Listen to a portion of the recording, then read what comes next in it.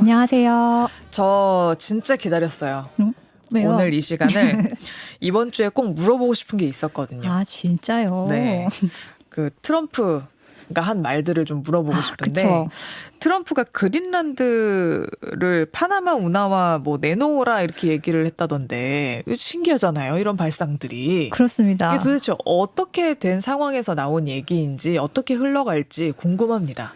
저도 이 뉴스를 듣고 네. 이게 정말 21세기에 나올 수 있는 뉴스인가? 이런 생각이 들었는데요. 이 도널드 트럼프 미국 대통령 당선인이 최근 기자회견에서 전략적 경제적 이유로 파나마 운하와 그린란드가 필요하다.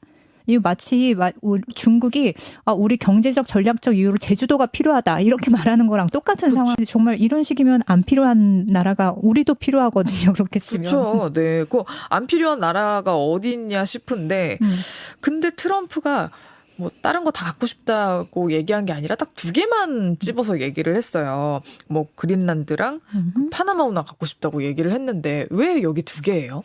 먼저 파나마 운하부터 말씀을 드릴게요. 파나마 운하는 태평양과 대서양을 잇는 82km 길이의 인공 수로입니다. 여기가 위치가 어디냐 하면 미국 지도를 한번 머릿속에 떠올려 보세요. 미국 지도가 이렇게 길다란 직사각형처럼 생겼잖아요. 네. 그리고 그 아래 약간 깔때기처럼 쭉 이어져서 남아메리카 대륙으로 이어지는데 그 깔때기 끝에 있는 게 파나마예요. 네. 그래서 그 바닷길을 통해서 미국의 동쪽에서 서쪽 혹은 서쪽에서 동쪽으로 간다고 할 때 파나마 운하를 지나지 않으면 저 밑에 아르헨티나 거쳐서 끝에 찍고 꼭지점 찍고 칠레 따라서 다시 올라와가지고 서부로 가야 되거든요. 네. 그러니까 이 파나마 운하를 거치면 길이 엄청 단축이 되죠. 완전 지름길이에요. 그리고 미국 컨테이너 무역의 40%가 파나마 운하를 통과하고 있고 우리 대한민국도 이용하고 있습니다. 미국 동부 지역인 알라바마하고 조지아에 현대자동차 공장도 있고 SK온 생산기지가 있는데 한국에서 미국으로 부품을 납품할 때 이 파나마 운하를 통과해서 해상으로 공수를 합니다. 네. 그러면 이 파나마 운하 이용할 때 얼마 내요? 얼마 내는지 정확히는 모르겠지만 사용료를 내기는데요. 아마 뭐 선적 그거에 따라 다르겠죠. 트럼프 말로는 파나마가 미국 선박에 터무니없는 통행료를 부과한다 이렇게 말을 했는데 터무니없는지는 모르겠지만 한 해 한 15,000여 대의 선박이 파나마 운하를 통과하고 있고 그 대가로 얻는 수익이 30억 달러, 우리나라 돈으로 4조 5천억 원이래요. 와. 그러니까 파나마 전체 GDP의 6% 정도를 차지한다고 합니다. 드는 생각이 이게 한 82km나 되는 운하라면은 이거 건설할 때 진짜 돈도 많이 필요하고 또 뭐 기술이나 뭐 인력도 많이 필요하고 이랬을 것 같은데 파나마가 건설하진 않았을 것 같아요. 아주 날카로운 지적입니다. 파나마 운하를 건설한 게 사실 미국이에요. 트럼프 전에도 파나마 운하를 노린 사람은 많았습니다. 파나마 운하의 역사를 살펴보면 무려 대항해 시대, 15세기로 거슬러 올라가야 되는데요. 콜럼버스가 아메리카 대륙을 발견한 시점부터 파나마 운하가 주목을 받기 시작했고 신성 로마 제국마저도 관심을 보였다고 합니다. 유럽에서 대서양을 딱 건너면 미국 동부에 닿잖아요. 뉴욕 네. 있는 쪽에. 그럼 서부로 가야 되는데 당시에는 막 길도 제대로 나 있질 않으니까 바다를 통해서 삥 돌아가지 않으려면 이 남아메리카 끝을 찍고 가지 않으려면 그 깔때기 끝부분 파나마 운하 여기를 이렇게 지나가야 되는 거예요. 그래서 모든 사람이 여기를 주목하고 있었고 파나마가 식민지 해상무역의 중심지였다고 해요. 그래서 이후에 남미의 여러 나라가 스페인으로부터 독립을 했을 때 이때는 파나마가 사실 나라가 없었고 콜롬비아의 일부였습니다. 그래서 이때 처음에는 그 프랑스 사람이 먼저 시작하지 않았어요? 맞아요. 잘하시네요. 이 페르디낭트 레셉스 이름 들어보셨죠? 네, 제가 이거 작년에 노벨 경제학상 받으신 분들이 쓴 책이 있어요. 권력과 진보라고. 그 안에 이 얘기가 들어있어요. 아, 진짜요? 그래서 알고 있었죠. 아, 대단하십니다. 이름 딱 말씀하자마자 아셔가지고 근데 이 사람은 놀랐는데. 실패했죠. 그렇죠. 그렇지만 그 전에 수에즈 운하를 성공했던 사람이에요. 네. 이 사람이 수에즈 운하를 만들었으니까. 네. 그래서 요 위치를 보고 이 사람이 여기다가도 운하 만들면 진짜 엄청나게 이익이 있겠구나 해가지고 프랑스 정부를 설득해서 운하 건설권을 따냅니다. 그래서 1879년에 이제 시작을 했는데 근데 풍토에 대해서 잘 몰랐던 거예요. 말라리아가 돌아서 무려 인부 2만여 명이 사망을 하고 공사비가 또 천정부지로 올라서 10년 만인 1889년에 프랑스가 포기를 하게 됩니다. 네. 그러니까 프랑스가 포기를 해서 이제 그만두나 했는데 이걸 이제 미국이 이어받아서 공사를 한 거죠. 맞죠. 미국은 바로 위에 있으니까 그럼 우리가 건설하겠다. 그리고 접근을 했어요. 근데 이 콜롬비아는 상황을 보니까 너도 나도 여기를 탐내고 있잖아요. 네. 그래서 미국한테 개발권을 주겠다고 했는데 우리 돈을 더 줘. 계속 액수를 올리는 거예요. 그래서 협상이 지지부진하고 미국은 하고 싶은데 계속 이제 콜롬비아가 이렇게 귀찮게 하니까 머리를 쓴 거죠. 당시에 이 파나마 지역 주민들은 독립을 원하고 있었거든요. 네. 파나마 운하가 경제적으로도 엄청 이득이 크니까 네. 우리만 따로 독립을 하자. 그래서 미국이 이 사람들, 이 세력에 접근을 합니다. 너네 콜롬비아한테 독립하고 싶지? 우리가 군사 지원할게. 독립시켜줄게. 그 대신에 우리한테 이거 건설권하고 운영권 줘. 결국 그렇게 해서 1903년에 파나마 독립운동을 시작하게 되고 콜롬비아 입장에서는 폭동이 일어났고 네. 여기에 미군이 개입을 하면서 파나마가 독립을 하고 그래서 10년 후인 1914년에 파나마 운하가 완공이 됩니다. 네. 그러면 결국 파나마라는 국가가 생긴 게 이 운하 때문인 셈인데 식민지 시대부터 긴 역사가 있었던 거예요. 그러니까 맞아요. 가장 많이 이용하는 게 미국이었을 테니까 미국은 뭐 여기 독립시켜준다 뭐 이렇게 밖에서 봤을 땐 되게 되게 명분이 도와주나 있지만. 보다라고 했지만 사실은 미국 입장에서 남는 장사인 거잖아요. 맞죠. 엄청나죠. 경제적인 이득도 이득인데 사실 전략적으로도 굉장히 중요한 곳입니다. 파나마 운하가 없었으면 미국이 제2차 세계대전을 치르기도 어려웠을 거예요. 미국하고 연합군이 군함과 병력이 대서양과 태평양 사이에서 이제 이동을 할 때 이 파나마 운하를 이용했거든요. 그래서 1941년에 12월 7일에 진주만 공격이 있었을 때 바로 태평양으로 가야 되는데 어떻게 할 수가 없잖아요. 그래서 네. 이 파나마 운하를 통해서 수만 명의 미군 병력이 뭐 움직였고 그리고 그 이후에 이게 끝나자마자 바로 그 파나마 운하의 안전을 지키기 위해서 미군이 주둔을 하기 시작했습니다. 그래서 기뢰, 공포, 레이더 뭐 이렇게 방어 기지를 구축해서 여기를 탄탄하게 지키기 시작했죠. 그래서 미국의 경제적 군사적 요충지로도 굉장히 중요한 지역이었죠. 그러면 거기 미군이 상시로 파나마에 들어가 있었던 거예요? 맞아요. 그래서 이후에 파나마에 미군이 주둔하면서 사실 횡포를 일삼게 됐어요. 미국의 식민지나 다름없는 상황이 됐었는데요.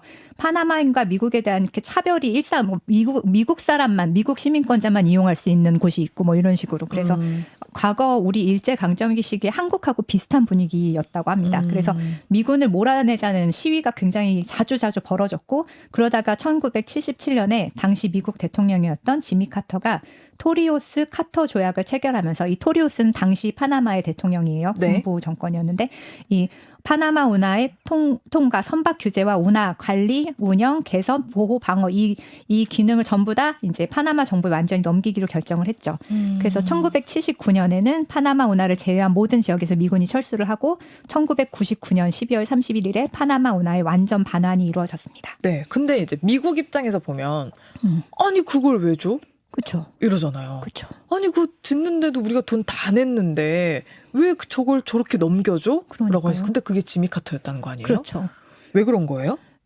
지미 카터가 사람이 좀 물러 터져서 그랬다. 당시에는 뭐 그런 반응도 있었고 네. 미국 입장에서는 엄청난 이익을 포기한 협정이었지만 시간이 지나서 밝혀진 자료에 따르면 이 당시에 파나마 군부 독재 정부가 미군 너네 철수 안 하면 너 죽고 나 죽자야. 우리 이거 파나마 운하 폭파시켜버릴 거야.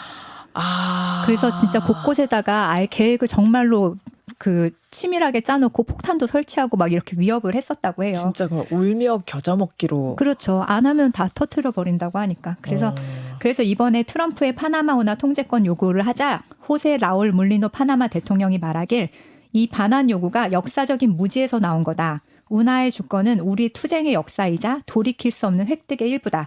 한 뼘도 내줄 수 없다. 이렇게 반박을 했고요. 이 말을 하자마자 바로 파나마 주재 미국 대사관을 찾아가서 최근 타계한 카터 대통령을 추모하는 글을 남겼다고 하네요. 네.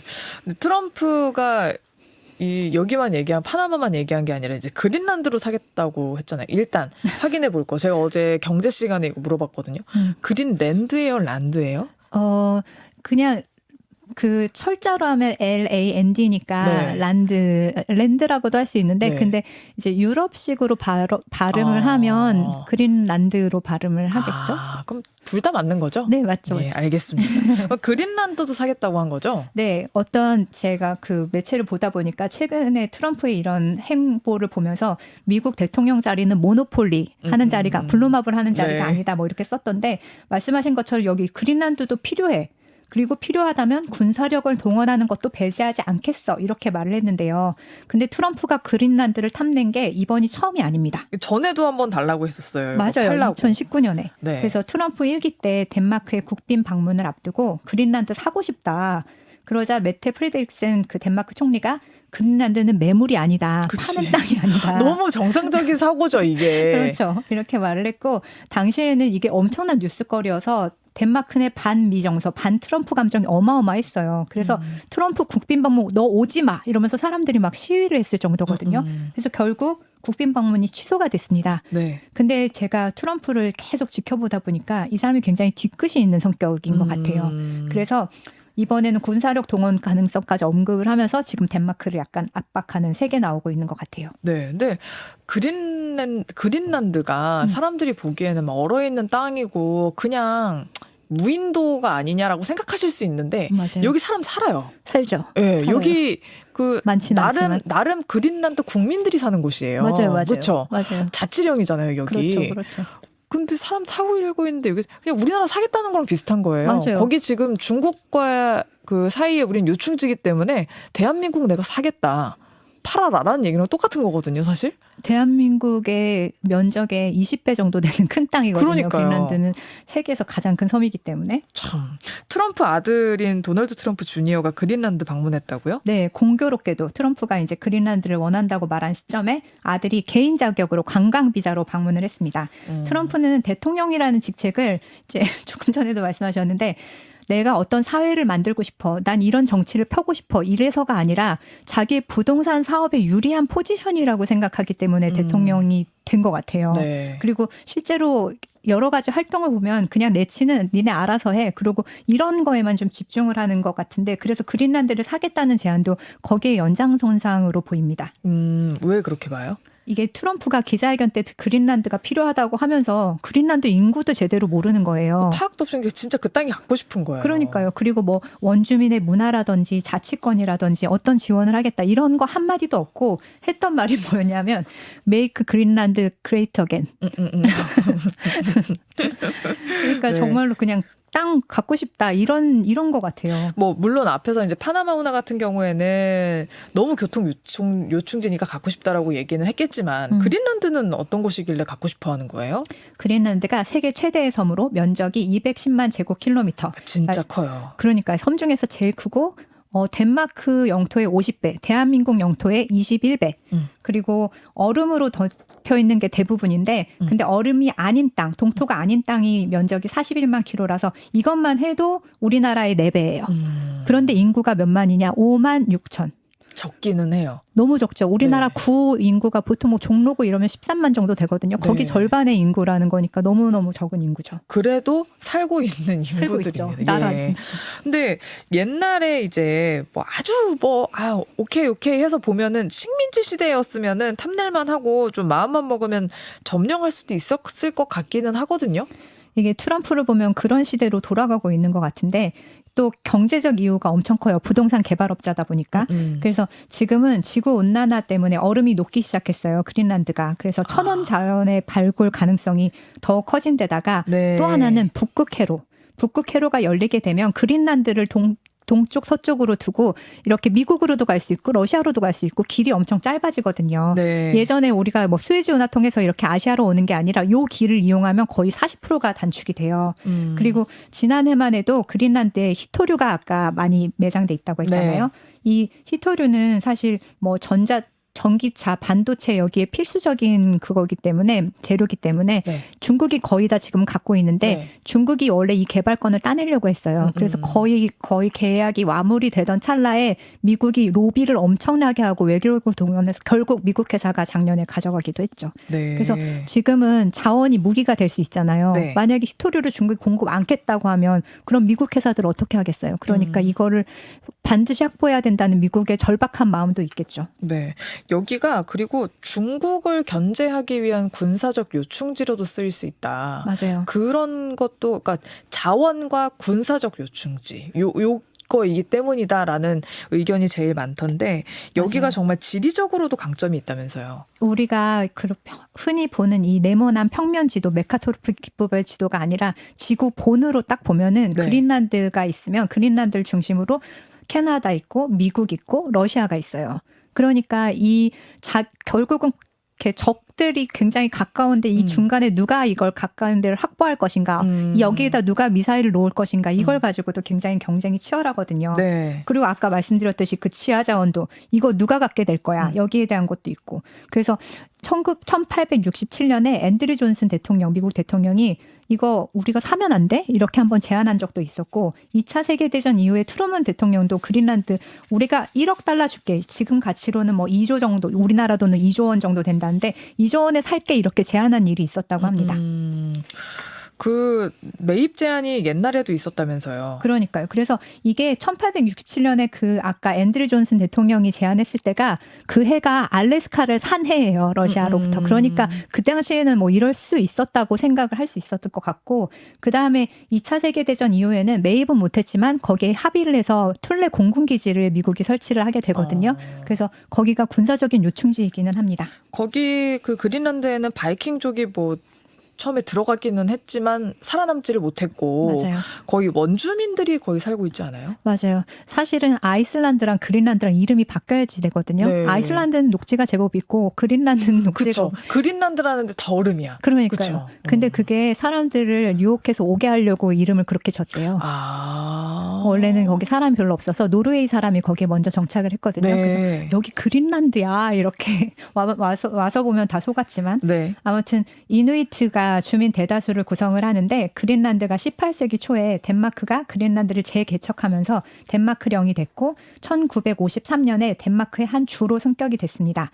그린란드가 인구는 적지만 끊임없이 자치권을 요구해 와서 1979년부터는 자치권을 획득했고요. 300년간 덴마크의 통치 아래 있다가 2009년에 자치정부법을 제정이 됐어요. 그래서 외교랑 국방을 제외한 모든 정책은 자치적으로 결정을 하게 됩니다.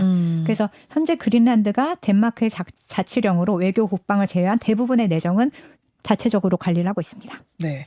파나마 대통령에 비하면은 덴마크 정부는 좀 반응이 미지근하네요. 맞아요. 근데 덴마크 정부가 미국에 대놓고 강하게 반발을 하지 못하는 이유가 뭐냐면 제가 제 친구들한테 물어봤거든요. 공무원으로 일하는 친구한테. 네. 그랬더니 강대국인 미국하고 여러 가지 뭐 경제적인 군사적인 관계 때문이기도 하지만 영토가 덴마크령이라고 해도 일부라고 해도 그린란드가 자치권이 있다 말씀을 드렸잖아요. 네. 그렇기 때문에 그린란드 주민의 의견이 중요하다고 생각을 하기 때문에 여기에서 그 그린란드의 총리가 말하는 거하고 그냥 비슷한 톤을 맞춰서 그 수준으로만 얘기를 하고 있다고 합니다. 그러면 그린란드의 입장은 어때요? 이 인터뷰를 많이 했던데요. 찾아보니까 일단 그린란드 총리는 그린란드는 그린란드 사람들의 땅이다. 매물이 아니다. 이렇게 말을 했고요. 근데 주민들 중에는 잘 됐다. 미국같이 이참에 강대국의 일부가 되고 싶다. 이런 사람들도 있고 말도 안 되는 소리다. 이런 사람들도 있고 덴마크가 우리한테 그래도 뭐 열심히 노력하지 않았냐. 덴마크령으로 남고 싶다. 이런 사람들도 있고요. 그래서 현재 그린란드 예산의 40% 정도가 덴마크 본토에서 지원을 받고 있고 뭐 의사라든지 교수라든지 학교라든지 이런 전문 인력도 본토에서 약간 파견을 보내는 식으로 가고 있거든요. 네. 그래서 의존도가 높은 편이에요. 그래서 2009년에 아까 자치정부법이 제정됐다고 했는데 그거에 따르면 그린란드는 사실 주민투표를 통해서 독립을 선포할 수 있거든요.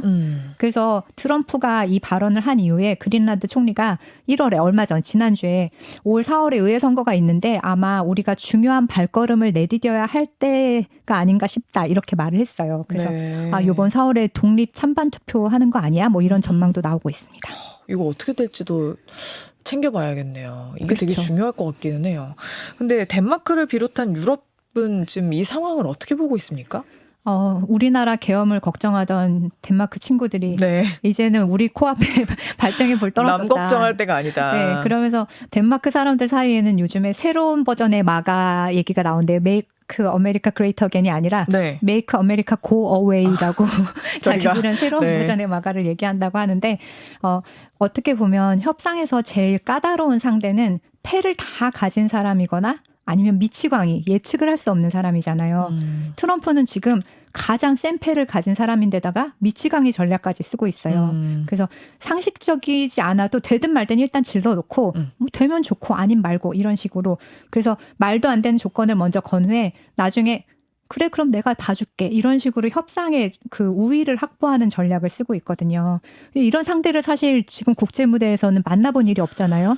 네, 다행히도요. 네, 다행히도. 그래서 네. 유럽 지도자들 대부분은 이런 상대를 만나본 적이 없기 때문에 어떻게 대응을 해야 되지? 미국하고는 너무 긴밀한 관계니까 그런 게 하나 있고 또 하나는 G8나 뭐 나토나 이런 데서 보면 트럼프는 사실 약간 따돌림 당하는 대상이었거든요. 요 사람들끼리 똘똘 뭉쳐 있어서 트럼프에 대해서 우려 반, 뭐 어떻게 저런 사람이 이런 신기해하는 사람 반. 네, 그래서 지금은 트럼프가 약간 반격을 하려는 게 아닌가? 그럼 뒤끝. 예, 뒤끝이 있는 사람 같더라고요, 이 사람은. 안 그래도 제가 이 뉴스 보고도 그런 생각을 했는데 캐나다한테 여기도 나라잖아요. 그쵸. 근데 미국의 51번째 주가 되라 이렇게 얘기한 것도 어떻게 저런 얘기를 할 수 있지 싶었거든요. 맞아요. 그 조금 전에 말씀드렸지만 이 트럼프 1기 때 트리도를 비롯해서 유럽 정상들은 사실 트럼프를 무시하고 따돌리는 정서가 있었고 실제로 그런 비디오가 공개되기도 했고 트리도가 그중에 이제 그런 발언을 하는 사람으로 비디오에 나온 적이 있었어요. 그래서 그것 때문에 트럼프가 좀 심하게 이렇게 말을 한 게 아닌가? 트럼프가 트리도를 궁지에 문 게 아닌가? 이런 생각도 들었는데 트리도의 사퇴 인터뷰를 봤거든요. 근데 굉장히 상식적이고 품격 있게 얘기를 하더라고요. 그래서 캐나다 사람들은 캐나다인으로서 자랑스럽다. 트럼프 대통령이 무리한 요구를 했던 근원을 살펴보면 캐나다와 미국의 국경 경비를 좀 더 강화해달라는 것이 가장 큰 요구사항이었다. 그래서 우리는 미국의 요청 이상으로 기술과 인력을 배치해서 경비를 강화했다. 그럼에도 불구하고 25%의 관세를 올린다면 결국에 미국의 물가 인상으로 이어져서 트럼프에게도 큰 부담이 될 것이다. 이렇게 얘기를 하더라고요. 네. 근데 이제 트럼프가 관심 있는 나라들이 있잖아요. 저는 그중에 우리나라도 있다고 생각하거든요. 만약에 트럼프가 한국이 미국의 51번째 주가 되는 게 어떠냐고 말하면 사람들의 반응이 어떨까요? 태극기 집회 사람들은 일단 저도 막 그 생각이 환영하지 들더라고요. 않을까라는 생각이 좀 드는데 우리한테도 되게 무리한 요구할 것 같아요. 일단 방위비부터가. 맞아요. 네. 그 트럼프는 상대국 지도자랑 1대1로 문제를 해결하는 스타일이고 실무를 다 무시하는 스타일이기 때문에 방위분담금, 그다음에 한국 기업의 미국 진출, 관세도 지금 뭐 15% 정도 올리겠다 이런 말도 나오고 네. 있고 그다음에 대중무역 제재 이런 걸 우리나라한테 요구하고 싶은 게 많겠지만 현재 상황에선 트럼프의 대화 상대가 없어요. 그래서 우리의 요구도 관철시키고 특히 이제 트럼프가 관심 있는 남북 관계에서 우리가 배제당하지 않으려면 네. 만만치 않은 상대로 인정받는 사람이 아마 상대로 서야 되겠죠. 네. 트럼프가 당선 이후에 이런 말을 했더라고요. 내가 처음으로 대통령 당선됐을 때는 모든 사람이 나랑 싸우려고 들었는데 두 번째로 당선이 되니까 다들 내 친구가 되고 싶다네? 이렇게 얘기를 하더라고요. 그래서 트럼프는 지금 모든 걸 다 가졌어요. 지금 뭐 그런 뭐 주커버그니 뭐니 이런 IT 쪽에서도 다 굽신거리고 있잖아요. 사법 리스크도 이번에 다 해소됐죠. 그래서 트럼프는 자신감이 붙었고 야당인 민주당마저 의석으로 보나 인물로 보나 힘이 없어서 제어할 수 있는 기제가 다 사라진 상황이라서 많은 전문가들이 트럼프 2.0은 1기랑은 비교도 안 되게 노골적일 것이다. 이렇게 얘기를 하더라고요. 근데 또 보면은 요즘에 사람들이 트럼프가 대통령인지 머스크가 대통령인지 잘 모르겠다 이렇게 얘기하시는 분들도 많던데 어떤 정책을 결정하는 부분에 있어서 트럼프가 아예 눈치를 안 보는 건 또 아닌 것 같긴 하더라고요. 두 사람의 결말이 어떻게 날지. 저도 그거 되게 궁금해요. 좋게 끝날 것 같지는 않은 느낌이 네. 약간 있어요. 그죠? 맞아요. 두 사람의 결말이 어떻게 날지. 저도 그거 되게 궁금해요. 좋게 끝날 것 같지는 않은 느낌이 네. 약간 있어요. 그죠? 맞아요. 자, 아무튼 지금까지 하수정 북유럽 연구소 소장과 함께했습니다. 고맙습니다. 감사합니다.